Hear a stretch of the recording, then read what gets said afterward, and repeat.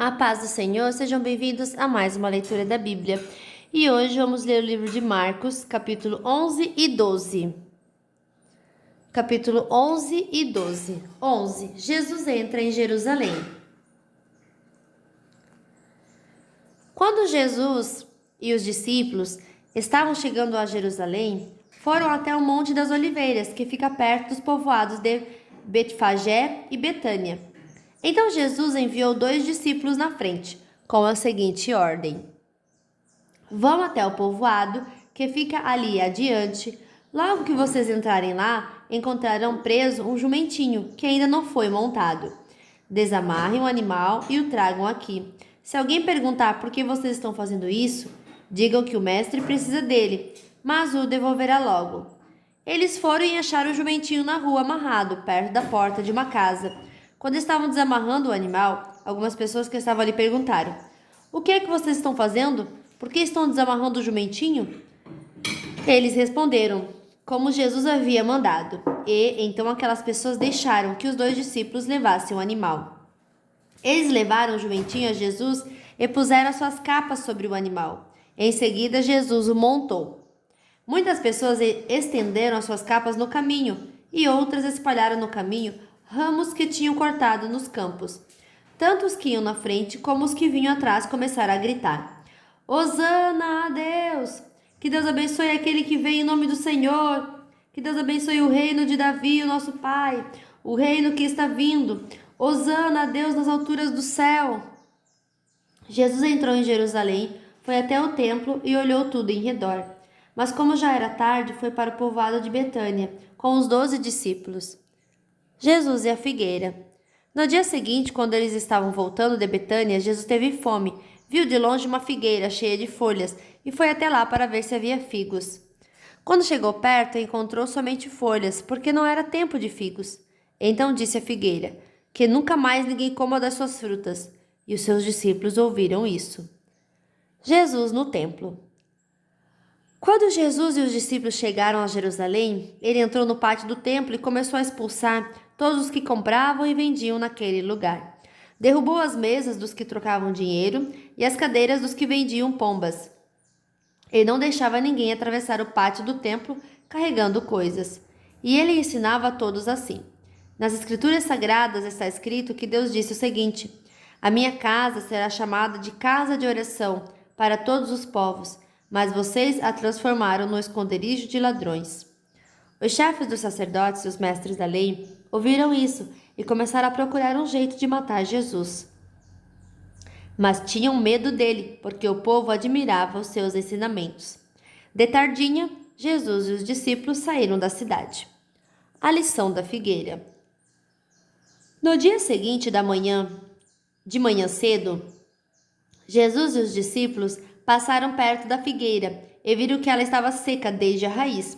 Então Pedro lembrou do que havia acontecido e disse a Jesus: olhe, mestre, a figueira que o Senhor amaldiçoou ficou seca. Jesus respondeu: tenham fé em Deus. Eu afirmo a vocês que isto é verdade.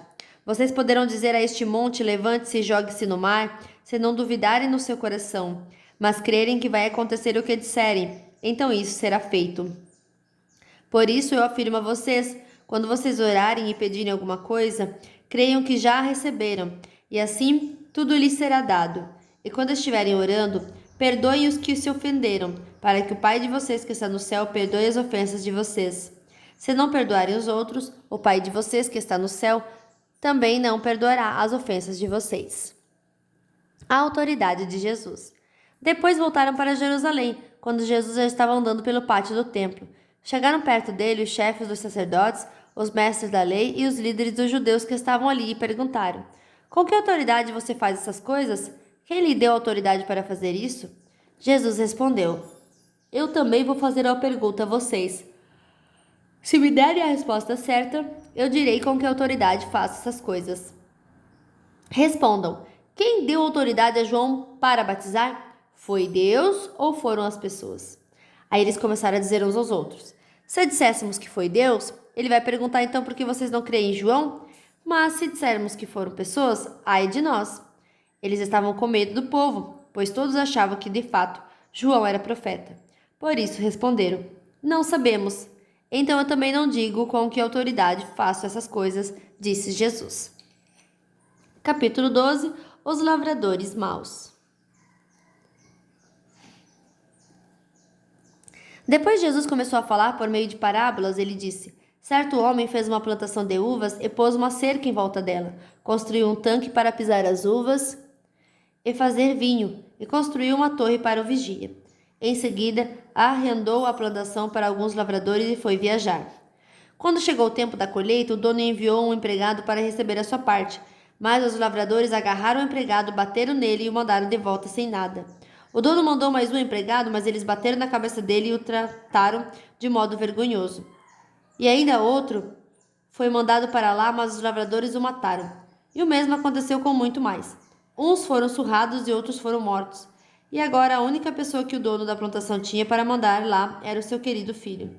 Finalmente ele o mandou, pensando assim: o meu filho eles vão respeitar. Mas os lavradores disseram uns aos outros: este é o filho do dono, ele vai herdar a plantação. Vamos matá-lo e a plantação será nossa. Então agarraram o filho e o mataram, e jogaram o corpo para fora da plantação. Aí Jesus perguntou: e agora, o que é que o dono da plantação vai fazer? Ele virá, matará aqueles homens e entregará a plantação a outros lavradores. Vocês não leram o que as escrituras sagradas dizem? A pedra que os construtores rejeitaram veio a ser a mais importante de todas. Isso foi feito pelo Senhor, e é uma coisa maravilhosa. Os líderes judeus sabiam que a parábola era contra eles e quiseram prender Jesus, mas tinham medo do povo. Por isso deixaram Jesus em paz e foram embora. A pergunta sobre os impostos. Depois mandaram que alguns fariseus e alguns membros do partido de Herodes fossem falar com Jesus, a fim de conseguirem alguma prova contra ele. Eles chegaram e disseram: Mestre, sabemos que o Senhor é honesto e não se importa com a opinião dos outros. O Senhor não julga pela aparência, mas ensina a verdade sobre a maneira de viver que Deus exige. Diga, é ou não é contra nossa lei pagar impostos ao imperador romano? Devemos pagar ou não? Mas Jesus percebeu a malícia deles e respondeu: por que é que vocês estão procurando uma prova contra mim? Tragam uma moeda para eu ver. Eles trouxeram. E ele perguntou: de quem são o nome e a cara que estão gravados nessa moeda? Eles responderam: são do imperador. Então Jesus disse: deem ao imperador o que é do imperador e deem a Deus o que é de Deus. E eles ficaram admirados com Jesus. A pergunta sobre a ressurreição. Alguns saduceus, os quais afirmam que ninguém ressuscita, chegaram perto de Jesus e disseram: Mestre, Moisés escreveu para nós a seguinte lei: se o homem morrer e deixar a esposa sem filhos, o irmão dele deve casar com a viúva para terem filhos que serão considerados filhos do irmão que morreu. Acontece que havia 7 irmãos, o mais velho se casou e morreu sem deixar filhos. O segundo casou com a viúva e morreu sem deixar filhos. Aconteceu a mesma coisa com o terceiro. Afinal, os 7 irmãos casaram com a mesma mulher e morreram sem deixar filhos. Depois de todos eles, a mulher também morreu. Portanto, no dia da ressurreição, quando todos os mortos tornarem a viver, de qual dos 7 a mulher vai ser esposa? Pois todos eles casaram com ela. Jesus respondeu: como vocês estão errados, não conhecendo nem as escrituras sagradas, nem o poder de Deus? Pois quando os mortos ressuscitarem, serão como os anjos do céu e ninguém casará. Vocês nunca leram no livro de Moisés o que está escrito sobre a ressurreição? Quando fala do espinheiro que estava em fogo, está escrito que Deus disse a Moisés: eu sou o Deus de Abraão, o Deus de Isaque e o Deus de Jacó. E Deus não é Deus dos mortos, e sim dos vivos. Vocês estão completamente errados. O mandamento mais importante. O mestre da lei que estava ali ouviu a discussão, viu que Jesus tinha dado uma boa resposta e por isso perguntou: qual é o mais importante de todos os mandamentos da lei? Jesus respondeu: é este. Escute, povo de Israel. O Senhor nosso Deus é o único Senhor. Ame o Senhor seu Deus com todo o coração, com toda a alma, com toda a mente, com todas as forças. E o segundo mais importante é este: ame os outros como você ama você mesmo. Não existe outro mandamento mais importante do que esses dois. Então o mestre da lei disse a Jesus: muito bem, mestre. O Senhor disse a verdade. Ele é o único Deus e não existe outro além dele. Devemos amar a Deus com todo o nosso coração, com toda a nossa mente e com todas as nossas forças. E também devemos amar os outros como amamos a nós mesmos. Pois é melhor obedecer a estes 2 mandamentos do que trazer animais para serem queimados no altar e oferecer outros sacrifícios a Deus. Jesus viu que o mestre da lei tinha respondido com sabedoria e disse: você não está longe do reino de Deus. Depois disso, ninguém tinha coragem de fazer mais perguntas a Jesus. A pergunta sobre o Messias. Quando Jesus estava ensinando no pátio do templo, perguntou: Como podem os mestres da lei ensinar que o Messias é descendente de Davi? Pois Davi, inspirado pelo Espírito Santo, escreveu: Deus disse ao meu Senhor: Sente-se do meu lado direito, até que eu ponha os seus inimigos debaixo dos seus pés. O próprio Davi chamou o Messias de Senhor, portanto, como é que o Messias pode ser descendente de Davi? Jesus e os mestres da lei. Uma grande multidão escutava com prazer o que Jesus ensinava.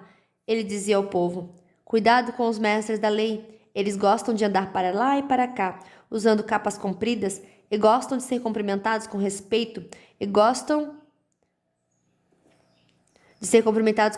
nas praças, preferem os lugares de honra nas sinagogas e os melhores lugares nos banquetes. Exploram as viúvas e roubam seus bens, e para disfarçarem fazem orações compridas. Portanto, o castigo que eles vão sofrer será pior ainda. A oferta da viúva pobre. Jesus estava no pátio do templo, sentado perto da caixa das ofertas, olhando com atenção as pessoas que punham dinheiro ali. Muitos ricos davam muito dinheiro. Então chegou uma viúva pobre e pôs na caixa 2 moedinhas de pouco valor. Aí Jesus chamou os discípulos e disse: Eu afirmo a vocês que isso é verdade. Esta viúva pobre deu mais do que todos, porque os outros deram do que estava sobrando. Porém, ela que é tão pobre, deu tudo o que tinha para viver. Fim da nossa leitura de hoje. Que Deus abençoe a sua vida poderosamente. E até amanhã. Tchau!